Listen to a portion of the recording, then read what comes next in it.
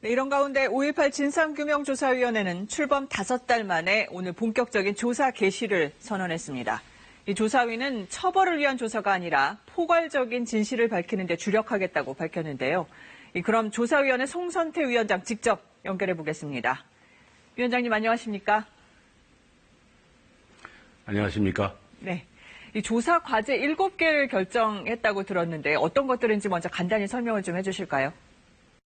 조사 1, 2, 3과별 2개씩 결정했는데요. 먼저 조사 1과에서는 발포명령자와 사망자 전수조사, 조사 2과는 민간인 집단 학살과 행방불명자 조사, 그다음 조사 3과는 북한군 600명 투입설인데 먼저 예비군 무기고 피탈 현황하고 아시아자동차 등 무기 피탈 현황, 그 다음에 여성 성폭력에 대한 조사, 이렇게 7가지를 결정했습니다.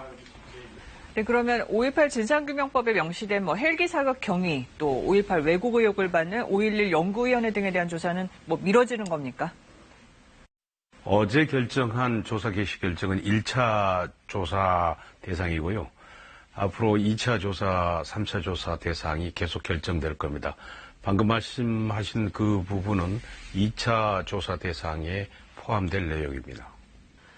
네, 아무래도 이 발포 명령하고 안매장 관련해서 관심들이 가장 많은데 최근에 5.18 기념재단에서 관련 제보 넘겨받으셨죠? 네, 그렇습니다.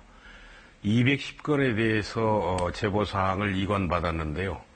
그 내용 중에 48건이 안매장, 행방불명자 37건, 성폭력 6건 등등이 포함되어 있습니다. 이 자료는 현재 과거에 저희들이 확보한 제보사항하고 자료들을 지금 대조 작업을 하고 있습니다. 당연히 이 부분들은 앞으로 관련 조사 내용에 포함시킬 겁니다. 지금 대조 작업 중이라고 하셨는데 그럼 이관받은 제보 중에 그동안 알려지지 않은 새로운 정보들도 꽤 있는 겁니까? 다 밝혀드릴 수는 없고, 과거에 정부합동조사단이 2018년에 조사한 여성 성폭력 17건 외에 이번에 6건이 들어왔는데 3건은 중복되고 3건은 신규 사항입니다. 알겠습니다. 앞서 저희가 보도도 했지만 검시 기록에는 타박상이라고 됐던 고 김한부 씨 사실 총상을 입은 거잖아요. 이런 희생자들 사망 경위와 사인에 대한 재조사는 어떤 방식으로 이루어지는 건지요? 일단 당시 사망자 165명 전수를 조사할 것이고요.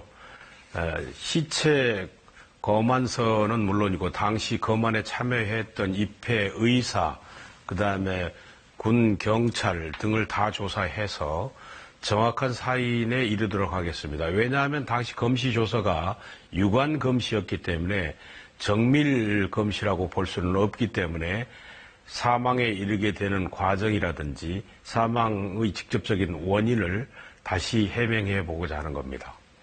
오늘 기자간담회에서 처벌보다는 화해와 진실, 또 이를 통한 회복적 정의라고 강조를 하셨어요. 어떤 의미일까요? 회복적 정의를 실현하기 위해서는 우선 가해자의 자발적 책임, 즉 진실을 고백하는 자발적 책임이 전제돼야 되고요.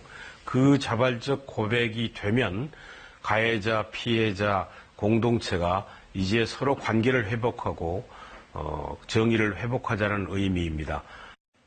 발포 명령자를 찾아내려면 당시 관계자들, 특히 전두환 씨도 불러서 조사를 해야 할 텐데 조사위는 강제로 조사할 수 있는 권한이 없지 않습니까? 이 부분 역시 조사위 활동의 한계가 될 수 있을 것 같은데 어떻게 보십니까?